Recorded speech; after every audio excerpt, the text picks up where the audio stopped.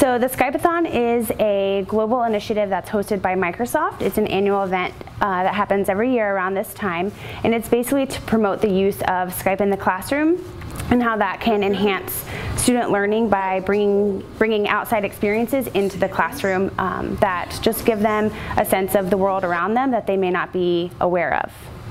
So we're in Wyoming, and this park is called Fossil Butte National Monument. And I'm going to turn the camera around so you can get a look at what the landscape looks like here today. That's cool. That white stuff is a little bit of snow. Most of our sessions have taken place in the United States, but just a few minutes ago we traveled all the way to India, so over 8,000 miles. We call them virtual miles that we're traveling. We're tracking them and keeping a running total of our daily virtual miles as well as our culminating at the end of our 3 days. We'll kind of add up all of the miles we've traveled and get that culminating number. This is the first time we've done it school-wide where every school has participated, and so it's been really neat. Grades from kindergarten to 5th grade, even ESE classes have been able to attend. So it's been a really neat experience for everybody, and it's been really engaging for students. And just them learning about what Skype is and the fact that they can connect with people has been really eye-opening to them, and how what's happening on the screen is actually live has been a really neat experience for them. All of the sessions have been connected to standards, so they'll review the Common Board before everyone. The Science CAS has been here, Miss Bailey. She's been really helping lead this initiative here, connecting it to standards, having a pre-discussion in class, a follow-up, where a lot of students and teachers have been excited about going back to their classroom and researching to learn more about it. The India one, for example, the teacher was from India and had never heard about that park, so she wanted to go back and research it herself. When they leave, they also receive a certificate that they'll be able to go back to their class and fill out and hang up in their classroom as a reminder of what they experienced on their Skype visits, and that basically talks about what they learned. They'll be able to track it on the map and just have those discussions and just how technology can enhance their learning beyond the four walls of the classroom. And I think this has been a great way to introduce Skype to the teachers here at Evergreen. I know that I've heard a lot of buzz about how they want to try to do this on their own, so I think this is a great first step into, you know, kind of leading them through this process and exposing it to them, and then them being able to bring it back to their classrooms for the purpose of instruction within their own class. All of these sessions I registered through the education.microsoft.com website. On there is a section about Skype, so there are multiple ways that you can use Skype. For example, virtual field trips, guest speakers. You can do something that's called Mystery Skype, which is basically a global guessing game, you know, kind of like the 20 questions, where they can ask and answer questions to even another class about different locations and try to use their, you know, strategic questioning skills and critical thinking skills to be able to find out that mystery location. It could even be mystery number, mystery career, mystery animal, anything like that. So just using Skype to really be creative and use it in a way that can, you know, really be a benefit to the learning of the students. So if you want to register Skype sessions, you can go to education.microsoft.com. On the left, there is a Skype in the classroom little tab. There are video webinars on there. You can register all of your Skype sessions through that website. You can log on with your Office, you know, your Marion County Office 365 login and have tons of access there. There are plenty of webinars and video tutorials and all kinds of resources there. So I would definitely encourage teachers that may not know about it to definitely explore. It's one that you'll want to keep in your back pocket for sure. The Civil Air Patrol began December 1st, 1941, as a way to utilize civilian aviation resources to aid the war effort at home during the onset of the United States involvement in World War II. CAP's existence at North Marion Middle School is far more recent, but still as valuable. The program here was formed about 4 years ago. Captain Spangler, he was a cadet in Civil Air Patrol when he went through, and when he came to the school, he wanted to have a similar program being developed here, and he started the program pretty much on his own with the help of the rest of the senior members here. We all work together to ensure that the cadets are properly taught in drill and ceremony, they're taught in aerospace education, and we formed a kind of a tight-knit community working with these cadets, and the cadets really enjoy it here.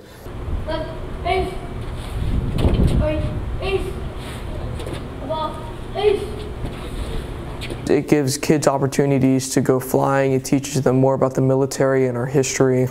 It can help people if they're having a hard time in school. With tutors, it's just all around really helpful for people. We learn aerospace education, how to fly a plane. We learn leadership, and we learn drill and ceremony. We also learn how to be a team. We get into leadership, and we get into community service, volunteer service. We all should be respectful to each other, and we all need to do the best that we can do.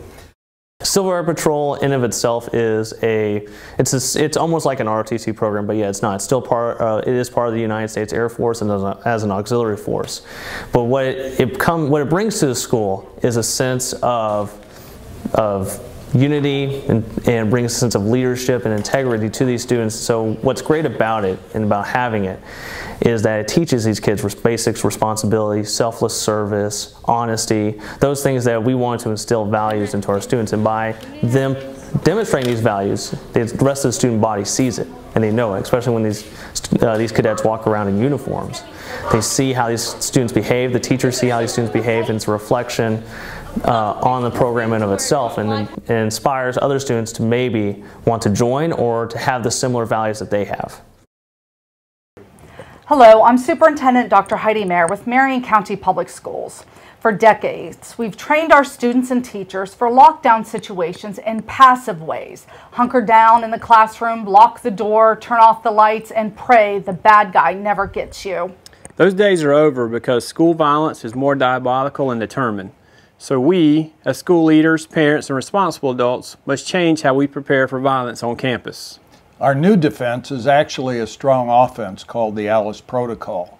ALICE stands for Alert, Lockdown, Inform, Counter, and Evacuate. And this aggressive approach actually empowers students and teachers with more options to safely flee dangerous situations when possible. Hello, I'm Dennis McFadden. And I'm Tyson Collins. We both work with the district's Safe Schools Department. Empowering students and teachers with new ways to protect themselves is required in today's world. Schools hold large populations of people and have become targets of great tragedy. In an active intruder situation, anything you can do before first responders arrive can save your life, including the A in ALICE, which stands for Alert. Be aware of what's happening at your school. Be alert and active, always watching and listening to what's going on around you. The sooner you know you're in danger, the sooner you can save your life and others. It makes no difference when it comes to agency size, whether law enforcement has 5 officers or 500. They will respond to protect our students and teachers. The ALICE protocol can keep you safe until they find you and gives you more options wherever you're at on campus. The L in ALICE stands for lockdown. This means securing yourself right where you are. Restrict access to your location. Locking down if you can't safely escape. Our school resource officers are on campus every school day, creating relationships with students, talking face-to-face, and building trust. Here's one thing you can count on. If you make a threat to any school in Marion County, law enforcement will find you, question you, and likely arrest you. This includes students of any age. Officers can do this because we receive tips on many crimes, including disrupting a school function. The I in the ALICE protocol stands for Inform, which means you communicate the bad guy's location and direction in real time. This can involve video cameras, visual IDs, intercom announcements, phone calls, and other steps to share the intruder's location, so long as it's safe to do so. Disrupting the normal school day is a crime, and officers will arrest those who dangerously interrupt class time. Even with officers in our schools, there are still times when students and teachers must aggressively protect themselves. The C in the ALICE protocol stands for Counter, which encourages people to make noise, move around, and create distance and distractions to reduce the intruder's ability to shoot and accurately attack. Counter is not fighting, and we're not encouraging face-to-face interaction unless it's a last resort.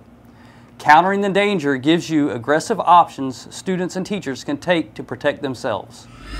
The E in our ALICE protocol stands for Evacuate, which gives students and teachers opportunity to physically escape or exit the dangerous area, as long as it is safe to do so. Putting distance and time between you and the bad guy is always a positive step. Within 2 weeks of the Parkland shooting, we are training our entire workforce, over 7,000 people, to immediately adopt and use the ALICE protocol.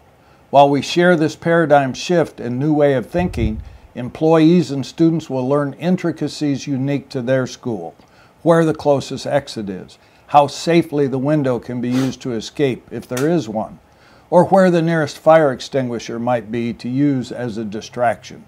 The ALICE protocol refocuses what we've traditionally been taught, but life is completely different now for all of us, especially the students and teachers in our schools, your schools.